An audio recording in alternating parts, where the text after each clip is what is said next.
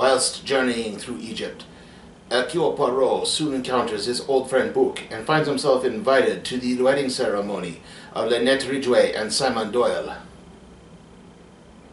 While the wedding party is being held on a cruise boat over the River Nile, Lynette is at a sense of unease, something that Poirot has easily picked up, and soon those fears are all but confirmed when on one night Lynette is found deceased. The crime is murder. The suspects are many. Are they the jilted lovers, Jacqueline and Linus? Is it possibly even Bouc or his overbearing mother? Or could it even be Lynette's calming and sympathizing godmother? Who knows? Except for Poirot. He will find a killer no matter what. This is The Death on the Nile. Alright, so yes, this is the long-awaited sequel to the Murder on the Orient Express adaptation that Kenneth Branagh directed and starred in. He's doing this again. And I'd say overall it's very entertaining. I think the pacing is a little bit different in this one. This was a much slower paced movie than Murder on the Orient Express. That was definitely a lot more quickly paced. It jaunted through everything a little bit faster. This one takes a lot more time to build everything. You do get a sense of unease. And yes, there are jilted lovers. Jacqueline is kind of the premise. Jacqueline Belafort is the primary one, played by Emma Mackey. Very early on in the film, we actually get a prologue where we see basically Poirot's origin in World War I, how it is that he grows his famous mustache, and some very unique angles with this as the idea of love and what love can mean, and what it's like to love and lose love throughout everything. Definitely permeates the theme of the story in this. Like I said, Jacqueline is someone who is very in love with Simon at one point, to the point they get engaged after only a few months. She manages to maneuver him to get a job with Lynette Ridgway, who is Gal Gadot's character. And, you know, she's this sort of real estate tycoon's daughter who has picked up the business and kind of turned it around in a way that her father didn't, because she tends to treat people with a bit more respect. And so a little bit more respect, not a lot more respect, unfortunately. And suddenly, you know, a month or two later, and now Simon is engaged to Lynette, and they're, getting married. And Jacqueline has been stalking them for some time. They actually, Lynette and, sorry, Simon and Lynette ask Poirot to kind of look into this, but it's the 1930s, and technically just following people around is not a crime. I know, weird. As long as there's no actual threat. And he can tell that, like, she's obsessed, and he notices that she has purchased a gun. And so, it gets even worse when she pops up on the cruise after this incident at the tomb of Ramesses II, where a boulder almost fell on the couple. So it's like, okay, now someone really is stalking them. It does seem this way. And then there's this kind of big fight between all three of them. And it seems to result first in Simon getting shot, and then, suddenly Lynette is found dead the next morning. And then there are even more bodies that wind up popping up throughout the story, and it just kind of builds and builds and builds from there. I mean, once you finally get the true sense, you get kind of the sense of unease building up to it, going into it, and then it just ramps up and up and up, and then once the murder happens, it really takes on full force. So this is way more of a slow-boiled mystery than it is. Like I said, the Murder on the Orient Express, which I think just kind of went full bore into it. I think it was in the first 20 minutes or so the death had happened, and we were investigating everything. So yeah, I would say, though, again, I understand why they do the prologue thing, but it did feel a little bit unnecessary, because there's a little bit of added nature to it all, too.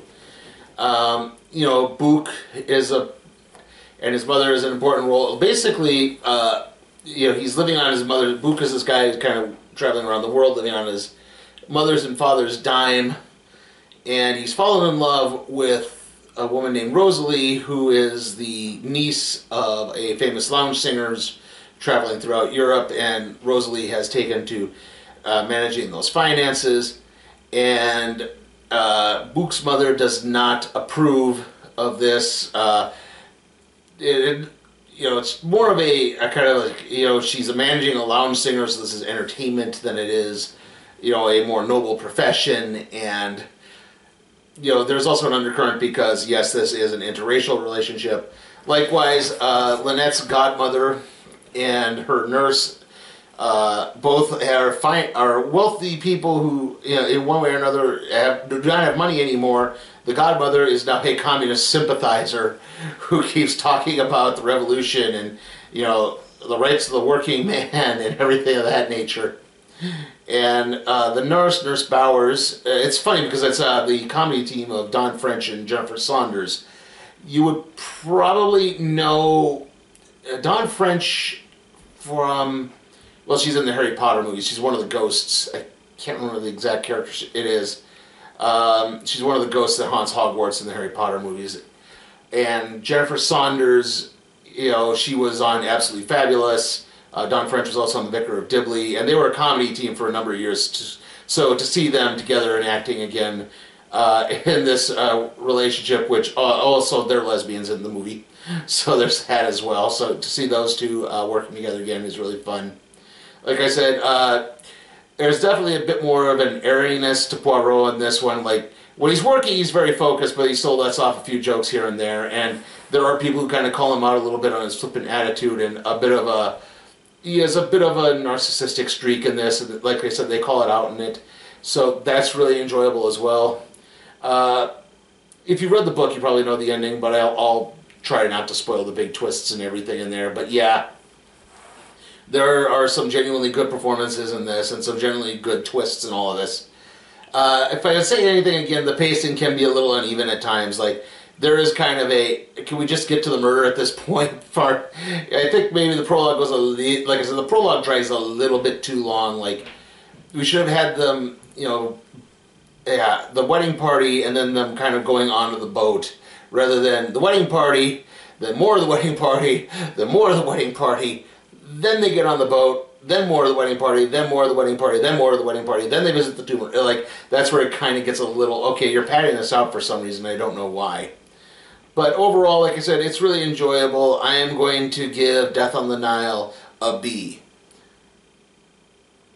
Like I said, it's really good. Unfortunately, the pacing is a little uneven to begin with, and that does kind of keep it from achieving full A status, but it's still a very solid watch, and if you're an Agatha Christie fan, you will like it. A murder is announced. A murder? People don't announce murders. And all the neighbors show up for the floor show. He came here to kill her. Everyone looks suspicious. I think he's a nincompoop. Oh, What is it? silly hoax. That's the fish in it. Can Miss Marple figure out who done it I understand everything. before the witnesses become victims? A Miss Marple mystery on the Agatha Christie Hour. Monday on A&E. Okay, trailer time, and yeah, having a month off between theatrically released movie reviews has really helped in that we are finally getting some new trailers here. First off, we have, okay, let me see if I can remember. It's The Unbearable Weight of Massive Talent. This is a Nicolas Cage movie where Nicolas Cage plays Nicolas Cage, and he's hired to be Nicolas Cage at a party being thrown by Pedro Pascal, my mistake. And he's basically doing this so he can continue to live in this expensive hotel for the rest of his life.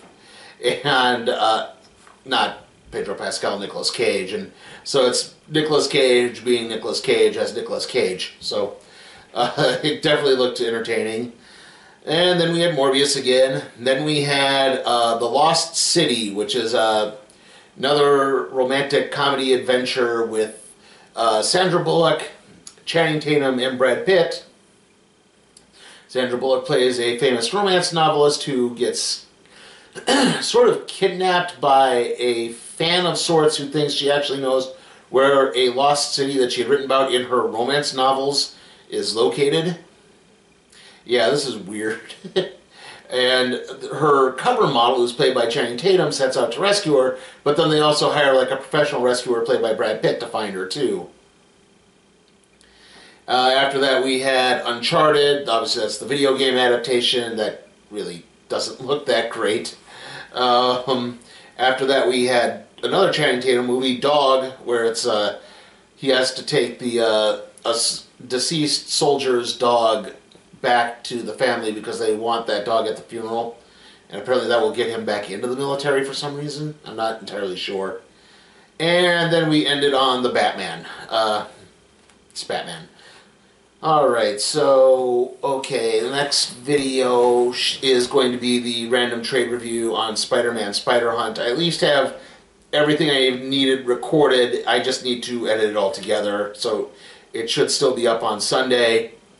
Let's see, the next movie review is... it's probably going to be the Batman. I don't think there's anything really coming out in between that I just desperately need to get out and see right now, unfortunately. There will probably be a couple other videos of some sort. Those obviously, wrestling-wise, it's going to be Impact No Surrender on the 19th. And, yeah, you know, I don't know. There's probably going to be like another vlog coming up soon. So, see you all next time.